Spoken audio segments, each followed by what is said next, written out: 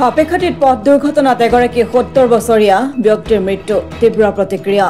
চৰাইদেউ জিলাৰ হাপেখাটি আৰক্ষী থানাৰ অন্তৰ্গত ৫২ নং ৰাষ্ট্ৰীয় ঘাইপথত শোকাবহ পথ দুৰ্ঘটনা সংঘটিত হয় তীব্ৰবেগী অটোৰ খুন্দাত থিতাতে নিহত নামঘৰীয়া মনু চেতিয়াৰ ঘৰ হাপেখাটি লখিমীপাম গাঁৱত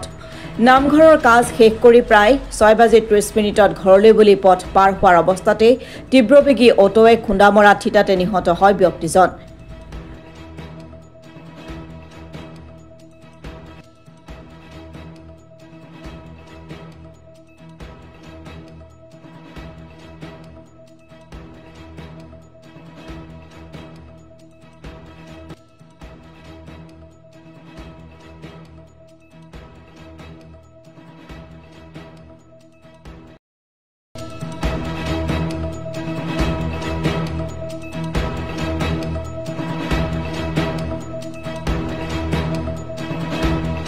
ঘটনাস্থলীত হাপেখাটি আৰক্ষী উপস্থিত হৈ অটো চালকগৰাকীক আটক কৰাৰ লগতে সমগ্ৰ ঘটনাটিৰ তদন্ত অব্যাহত ৰাখিছে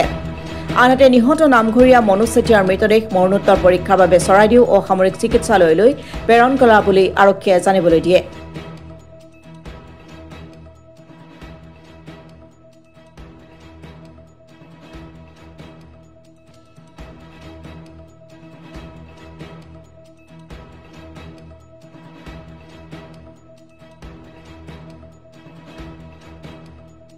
হয় মোৰ ডেটা আছিলে কি নাম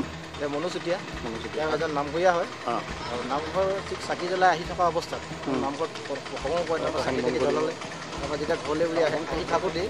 এই ঘৰৰ একদম কিনাৰতে অটোখনে মৰিয়াই দিলে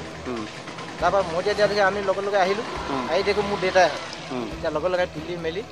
মোৰ ভাইটিক ক'লোঁ তই ধৰ লগে লগে দুটাই ধৰিলোঁ বৰষুণো দি আছিলে তাৰপৰা লগে লগে আমি মেডিকেল আনিলোঁ মেডিকেলত নাই এতিয়া মেডিকেলতে ঢুকালে নে তাতে ঢুকালে এতিয়া ছাৰে কোৱা মতেতো স্পটত সিহঁতে এনেকৈ কৈছে আৰু অটোখন ক'ৰ আছিল অটোখন গাঁৱৰে অটো আছিল গাঁৱৰে অটো অটোৱালাটো কিবা ড্ৰিংক কৰি আছিলে নেকি সেইটো আমি এতিয়ালৈকে গম পোৱা নাই এতিয়া প্ৰশাসনে এইটো এতিয়া কি উপায় কৰি এতিয়া হেৰি কৰে এতিয়া কৈছে প্ৰশাসনে এতিয়া এইটো এটা হেৰি কৰিম বুলি কৈছে বয়স কিমান আছিলে আপোনাৰ দেউতা দেউতা 75 মান হ'ব নামঘৰৰ পৰা ওলাই আহিছিলে হয় নামঘৰ সদায় এনেকৈ আহে চাকি জ্বলাই আহে কম কৰে